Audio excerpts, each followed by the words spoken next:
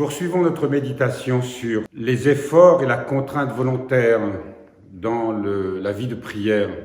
Nous avons vu ce que le Père Mathaël Maskin nous disait dans son livre, disant que combien ce combat était difficile et qu'il demandait de la persévérance. Et nous l'avons entendu dans l'épître aujourd'hui, où saint Paul nous compare le combat spirituel, la vie de prière, avec ces sportifs, et en ce moment ce sont les Jeux Olympiques de Tokyo qui se déroulent, où tous les athlètes s'affrontent, sont en compétition, et on imagine, et nous le savons, combien il est extrêmement difficile. C'est une vie consacrée pour obtenir une médaille. Et saint Paul fait cette comparaison aussi avec tous ces gens qui consacrent leur vie, dépensent des efforts considérables, une véritable vie d'ascète avec beaucoup de privations pour obtenir ce qu'il appelle, lui, la couronne, une couronne du vainqueur. Pour une couronne qui va flétrir, c'est vrai, mais il est certain que nous sommes capables de consacrer beaucoup d'énergie pour parvenir à un but humain et nous avons beaucoup de difficultés à en dépenser pour gagner ce qu'on appelle ce combat spirituel qui nous conduit à la vie éternelle. À la vie éternelle, non pas la vie seulement après, mais à entrer dans la vie éternelle, dans la vie du royaume, dès ici-bas. Entrer, vivre de cette vie, et non pas seulement de cette vie et de cet esprit du monde. Le Père Mathaël Maskin nous dit ce matin, « Certains pensent que le chemin de la vie de piété, de contemplation et de solitude est parsemé de roses et de doux parfums. Non, ce chemin est aride et austère, sans beauté, sans éclat, sans aimable apparence, en citant Isaïe, chapitre 53. Il suffit que le Christ l'ait décrit comme un chemin resserré, une porte étroite à l'accès difficile. Citation tirée de l'Évangile de Matthieu au 7e chapitre. Après t'y être engagé, la peur te prend, le doute t'assaille, et tu te demandes, suis-je vraiment en route vers Dieu? Mais où donc est-il? Ainsi commence cette épreuve du chemin que l'âme emprunte. Éloignée de toute aide humaine, dépourvue de signes et de toute satisfaction spirituelle, dépourvue même d'un mot d'encouragement ou de la moindre promesse, la raison elle-même se dresse contre toi, pour que ta foi soit mise à l'épreuve, loin de toute claire vision.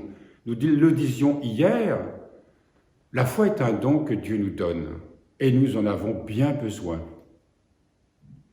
Parce que l'objectif que nous suivons n'est pas le résultat de tout ce que l'on peut acquérir sur le plan humain. Lorsqu'on prépare un examen, on sait qu'on étudie, on travaille dur, et le jour de l'examen, nous serons interrogés sur ce que nous avons appris. Ça, c'est du connu. Mais la vie spirituelle, nous allons vers l'inconnu total. Même si nous avons lu des livres, comme nous le faisons ce matin, même si nous méditons sur des textes, la vie de prière est une toute autre affaire. Parce qu'elle implique de se renoncer, de ne pas vouloir contrôler, de ne pas marcher avec des connaissances humaines, parce que là, tout ce que nous allons vivre est l'ordre de la révélation. Pourquoi? Parce que l'homme qui est pétri d'orgueil ne veut fonctionner que dans la mesure où, pour lui, ça correspond à des acquisitions qui vont le valoriser.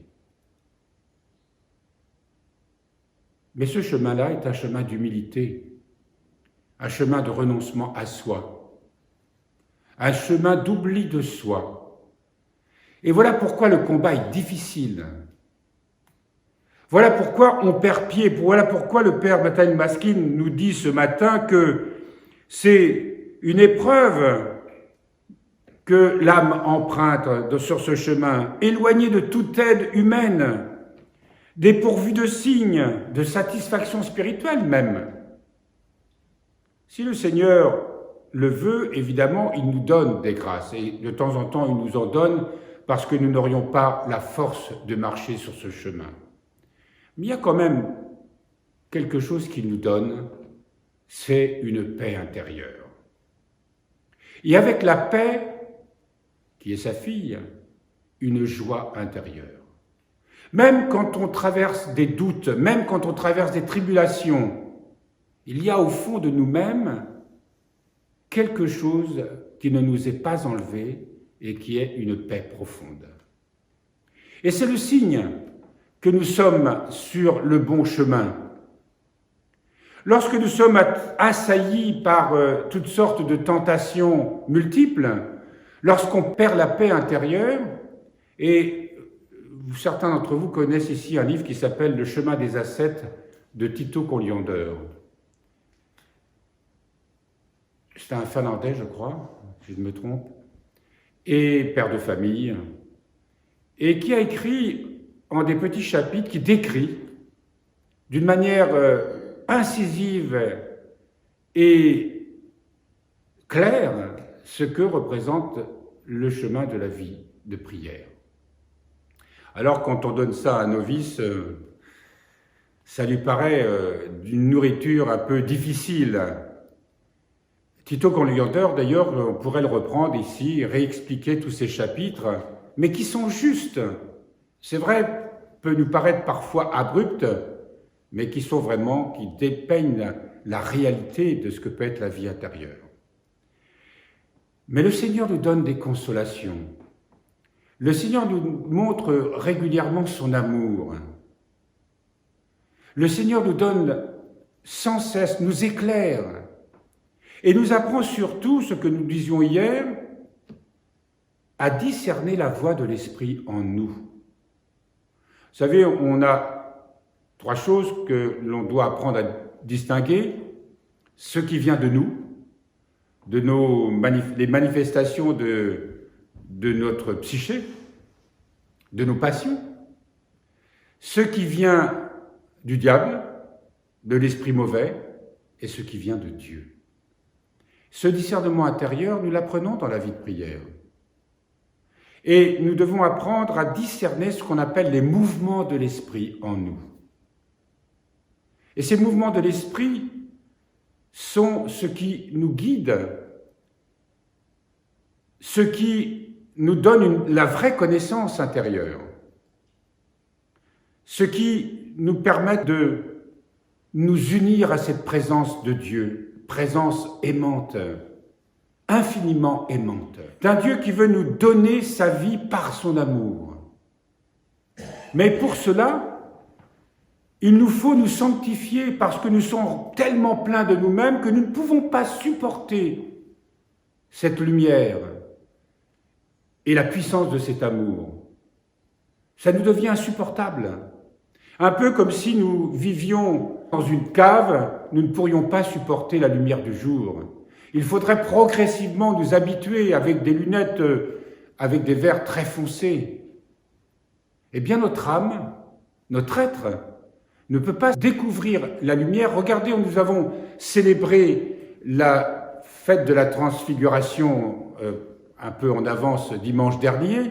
Nous voyons les trois apôtres jetés à terre lorsque le Christ montre sa divinité, remplis, comme nous disent l'Écriture, de crainte, qui n'a rien à voir avec une peur humaine. C'est une expérience spirituelle, la crainte. L'être tout entier, notre être tout entier, se trouve plongé comme dans une sorte de, non pas de peur, comme si toutes nos cellules avaient énormément de difficultés à supporter l'intensité de la présence divine. Et pas seulement au niveau de notre corps, mais aussi au niveau de la matière de notre âme, de nos sentiments, de tout ce qui nous compose.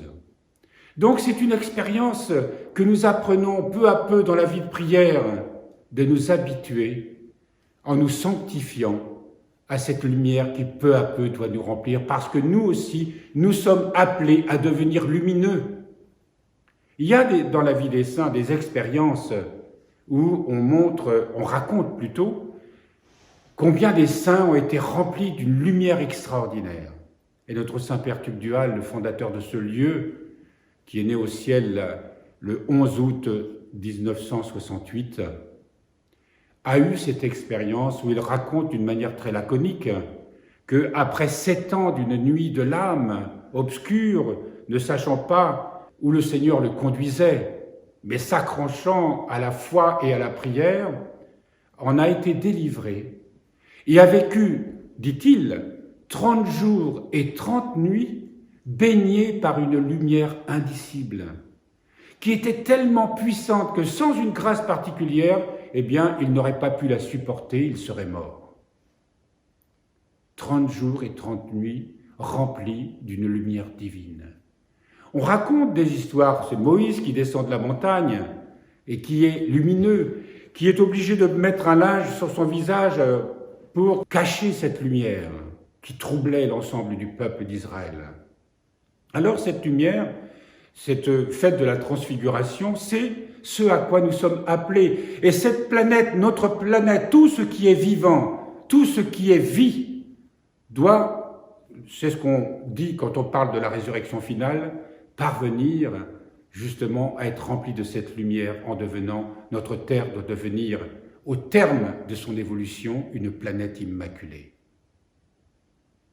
Et c'est là que l'homme doit découvrir sa place. Pourquoi nous avons cette conscience spirituelle qui doit aussi nous faire comprendre que nous avons à élever l'ensemble de cette création à travers notre propre vie, à travers notre propre sanctification, pour qu'elle aussi soit remplie de cette lumière. On est loin, même dans les enseignements chrétiens, de cet aspect de ce à quoi nous sommes appelés et ce pourquoi nous sommes faits.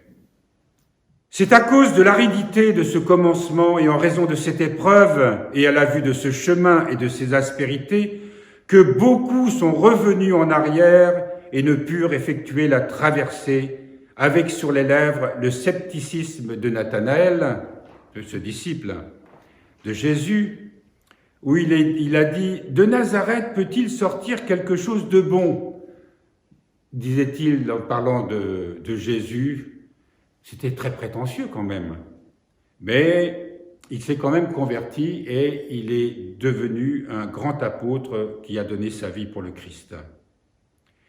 Mais heureux ceux qui ont suivi le chemin de la foi, car si tu crois, tu verras la gloire de Dieu. Voilà, chers frères et sœurs, c'est vrai que c'est difficile de se lancer sur ce chemin intérieur. Nous vivons des temps difficiles, ou plutôt se révèlent à nous des temps qui sont difficiles depuis très longtemps. On prend simplement conscience du monde dans lequel nous sommes, de ce qu'il nous impose, et ça nous oblige à nous réveiller. Mais ne croyons pas un seul instant qu'une simple révolution idéologique peut renverser ce que nous ne pouvons plus accepter. C'est de l'intérieur qu'il nous faudra vraiment opérer cette révolution. C'est de l'intérieur qu'il nous faut parvenir à la vraie connaissance, au réel, comme disait déjà le taoïsme dans les temps anciens. Entrer dans le réel de la vie en quittant les illusions de ce monde. Ne pas se laisser enfermer dans la dualité des idéologies, aussi nobles soient-elles. Vous avez remarqué, les révolutions se suivent et au final ne changent rien. Pourquoi? Parce que l'homme, s'il ne guérit pas de ses passions, même s'il a des idées nobles, finira toujours par être attrapé par ses passions. Le monde dans lequel nous sommes est le résultat du cheminement de toute l'humanité. De toute l'humanité. Alors, le Christ est venu pour ça. Et on en a fait une religion dans laquelle nous nous sommes enfermés. Il y a évidemment de très grands saints, heureusement, sinon le christianisme aurait disparu depuis longtemps. Mais il nous faut savoir pourquoi nous sommes chrétiens. Cette transformation intérieure dont parlent aujourd'hui des ascètes et des saints comme le Père Mathaël Maskin et beaucoup d'autres nous offre, nous balise un chemin pour que nous soyons des acteurs féconds, puissants, parce que seul l'amour peut changer notre cœur et peut changer ce monde. Pourquoi ce monde est ce qu'il est, quel que soit le parti auquel nous adhérons, vax, anti-vax, ceci ou cela, si nous ne sommes pas remplis de cet amour, rien ne peut changer, parce que le monde est ce qu'il est, et les gens qui le servent sont ce qu'ils sont, parce qu'ils manquent d'amour, du vrai amour. On parle d'amour, on parle de quoi? De passions humaines qui salissent plutôt l'homme, plutôt que de l'ennoblir. Cet amour, nous devons le découvrir dans ce chemin spirituel. Un chemin étroit, escarpé, c'est vrai. Mais lorsqu'il nous visite et lorsqu'il grandit en nous, alors nous devenons, nous pouvons le rayonner et le transmettre à tous ceux qui ont besoin de le découvrir. Et c'est seulement comme ça que le monde pourra changer, que nous sortirons de cette loi du cycle qui sans cesse nous renvoie toujours aux mêmes choses. Nos communautés chrétiennes doivent devenir des communautés, des lieux de vie. On parle aujourd'hui d'écolieux, parce qu'il y a une prise de conscience nécessaire, effectivement, où il nous faut revenir à une vie communautaire. Pas seulement un collectif. Une vie communautaire où il nous faut apprendre à nous aimer les uns les autres, à nous accepter les uns les autres, à réapprendre les lois divines qui nous habitent, les lois divines qui sont cachées dans la nature. Réapprendre à une vraie vie. Montrer que l'homme, lorsqu'il a ouvert son cœur à ces lois divines, est capable de créer des beautés inimaginables. Quel que soit le domaine, y compris celui de la science évidemment, parce que la science que nous vivons actuellement est une science dévoyée, au service non pas de choses nobles, mais d'intérêts puissants. Voilà, chers frères et sœurs, ce matin, notre réflexion.